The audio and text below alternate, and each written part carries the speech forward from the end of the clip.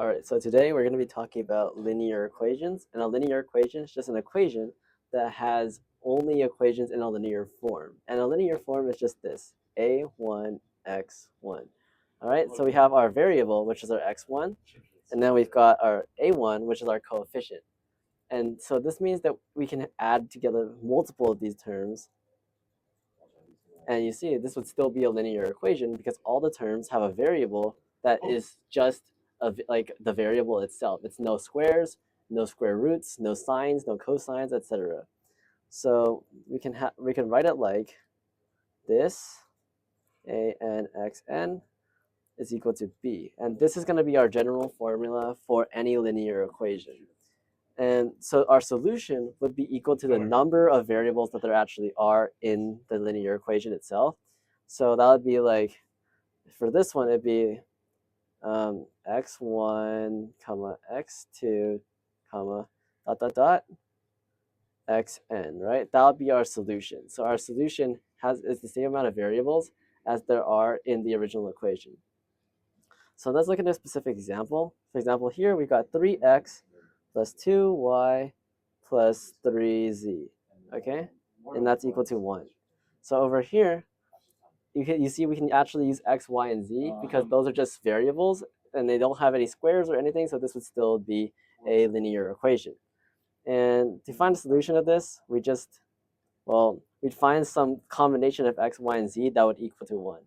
And I'm kind of lazy to do that, so I'll do a new problem instead. Let's just say x plus y plus z equals to 5, right?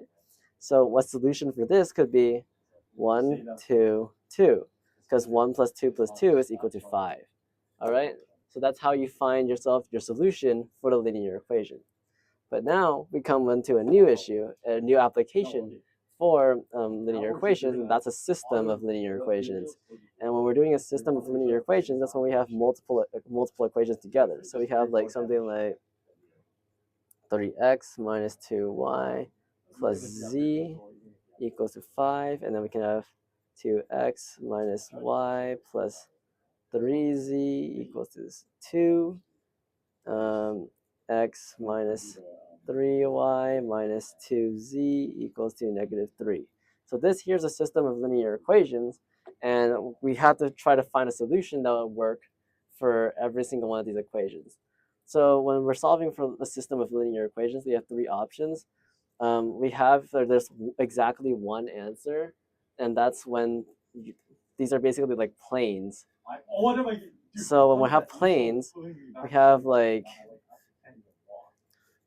them intersecting, right? And so they'll either intersect just at one point, for example, or we could also have them intersect and form a line. I'm sorry, this isn't like the best drawing over here, but like they'd form some kind of like line down the middle, so we'd get like an equation as our answer, or we'll get no solution where they're not like intersecting at all, they're all parallel, or we could get where the lines are on top of each other and we have infinitely many solutions. Okay, so here the best way that we can do to solve these linear equations is we want to use a matrix, and the matrix is just a lot easier to look at. So normally when we see this, we think a system of linear equations that we learned from algebra, but when we look at a matrix, we can basically do the same thing. It just looks a lot simpler and is a lot easier to do. So when we're doing a matrix, we're just going to be writing every single coefficient that we have in the equation down. And we're going to use a specific type of matrix, the augmented matrix, which will also write down these answers over here, like the single numbers. So for this, let's write out, we're going to write the coefficients for the first row, 3, negative 2, and then 1. And then we have the dotted line over here, where we're going to have a 5. And that's going to be our ending. That's what makes it the augmented matrix. And then over here, we're going to have 2, negative 1 for the y, 3, and 2. And for this last row, we'll have 1, negative 3, negative 2, and negative 3. All right, so that's going to be our augmented matrix. And what we can do with this augmented matrix is we can start simplifying it down in order to get to a more simple form. And that our end goal is going to be what's called row echelon form. And row echelon form is essentially when our matrix is going to be looking like something like this. 1, 0, 2, 3, 2, 5, and then like, so you see this over here is in row echelon form. And so we can tell it's in row echelon form because we have this sort of staircase formation. So when we have this staircase formation over here, what that means is that we have a leading variable, which we call the pivot, in every single part of the matrix for every variable. And sometimes we'll get situations where instead we'll have something like 2, like this, where instead we have like we're crossing over 2, but we're still only going down by 1 on our staircase, and our bottom row is going to be all zeros. This would still be in row echelon form. It's just that now we have extra information regarding this row, and like information over here, which we'll focus on in a future video. But the important thing to know about row echelon form is that all your full zeros are going to be at the bottom, like in this example, and we're going to only go down by 1 step. So something like this,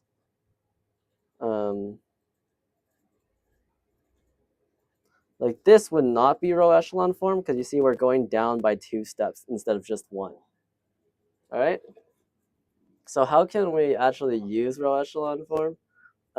Is we have to convert these matrices into different. We're gonna be converting the matrices, in.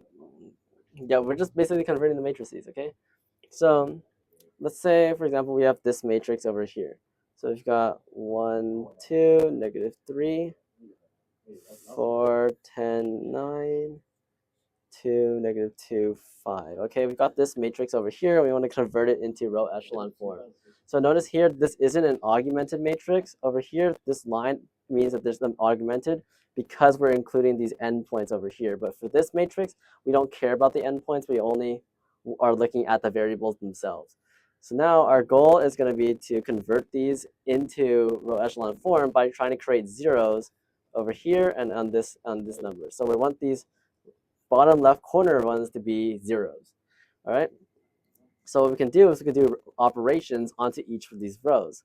So for example, I'm going to multiply this first row by, I'm going to convert this second row into something else. So we're going to draw an arrow here, and the operation we're going to do to it is we're going to say that we're going to subtract this row, which is R2, from the first row, but we want to create a 0. So we're going to multiply the first row by 4. So we're going to do R2 minus 4R1, all right?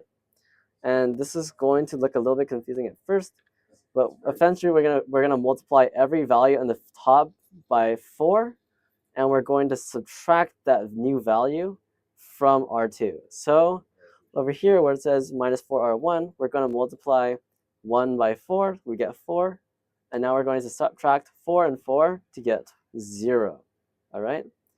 And then I do the same for the second number, okay? So we multiply the top number by 4, because we have 4R1, that gets 8. And now we have R2, which is 10, minus this new value, which is going to be 8. So what we get is 2. And the same thing for this one. We get negative 12 up here. 9 minus negative 12 is going to be 21. All right? And then now we can do the same thing for these two rows. So where conversion over here would be R3 minus 2R1, because again, we want to convert this first number into a 0. So what we're going to do is we're going to multiply the top by 2, so we get 2. R3 minus 2R1 is going to equal to 0. Then we're going to do the second row, negative 2. Negative 2 minus this number times 2. So this is 4. Negative 2 minus 4 is going to be negative 6. Then we're going to do the third one. That's going to be negative 6 at the top. 5 minus negative 6 is going to equal to 11. All right, and you see over here, now we have 2 zeros, which is good. And we can just rewrite the top row because we're not going to do any changes to it. But now we're going to, this isn't row echelon form, right? Because we still have 2 steps down here. So we want to convert this bottom one, this 6 over here, we want to convert that into a 0 somehow. So what operation can we do here? Well, we can do R3 minus 3R2. All right, so we're converting this to 3 because 2 times 3 is 6, and this would cancel out over here. And actually what we're going to want to do is we're actually going to want to add instead, because we already have a negative here. And if we multiply this by 3, we get a positive 6, and adding positive 6 and negative 6 equals to 0. All right, so now we already know that that's going to be 0 over here. We just need to see what we're going to do for the 21 over here. So we can get 3R2. That means we're multiplying 21 by 3. We get 63. And now we're adding these two numbers. We get 74. All right? And then we can just move everything else over.